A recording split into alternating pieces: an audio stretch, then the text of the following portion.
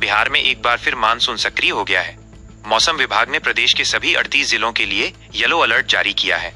पटना, बक्सर, सीवान, भागलपुर और मुजफ्फरपुर समेत कई जिलों में लगातार बारिश हो रही है। बुधवार और गुरुवार को भी प्रदेश के कई हिस्सों में तेज बारिश दर्ज की गई।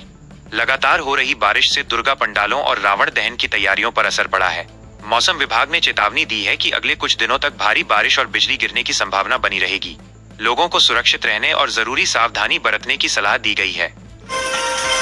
केंद्रीय स्वास्थ्य मंत्रालय ने एक अहम हेल्थ एडवाइजरी जारी की है।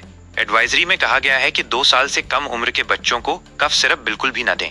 हाल ही में मध्य प्रदेश और राजस्थान में कफ सिरप से 11 बच्चों की मौत की खबरों के बाद सरकार ने ये कदम उठाया है। हालांकि जांच में कफ सिरप में किसी जहरीले केमिकल की पुष्टि नहीं हुई है।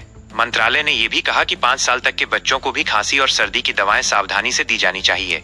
डॉक्टर की सलाह के बिना बच्चों को कफ सिरप न दें और दवा की खुराक पर खास ध्यान दें। भारतीय वायुसेना प्रमुख air chief marshal AP Singh ने शुक्रवार को बड़ा खुलासा किया। उन्होंने बताया कि ऑपरेशन सिंदूर के दौरान पाकिस्तान के करीब 12 विमान तबाह किए गए थे। इनमें 5 फाइटर जेट और एक ट्रांसपोर्ट एयरक्राफ्ट को जमीन पर ही नष्ट कर दिया गया।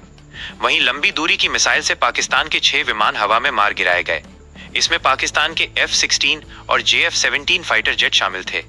एयरफोर्स चीफ ने कहा कि पाकिस्तान के दावे सिर्फ मनगढ़ंत कहानियां हैं और अगर उनके पास कोई सबूत है तो उसे दुनिया के सामने लाएं। ये 2 महीने में दूसरी बार है जब वायुसेना प्रमुख ने पाकिस्तान को हुए नुकसान का खुलासा किया है। डिजिटल पेमेंट के बढ़ते इस्तेमाल से देश में एटीएम की संख्या घट रही है। शहरी क्षेत्रों में एटीएम चलाना बैंकों के लिए घाटे का सौदा बनता जा रहा है। मुंबई जैसे बड़े शहरों में एटीएम का किराया और देखरेख का खर्चा लाखों रुपए तक पहुंच जाता है।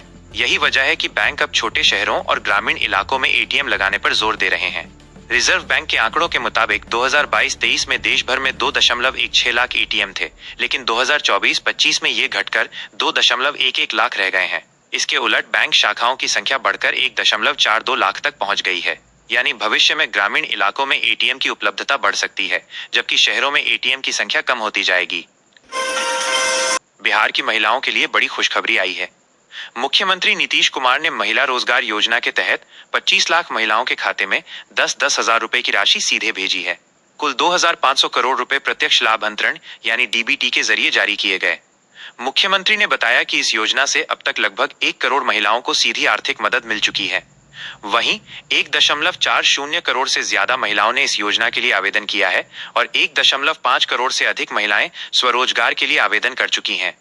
सरकार का दावा है कि इस योजना से महिलाओं को आत्मनिर्भर बनने में बड़ी मदद मिल रही है।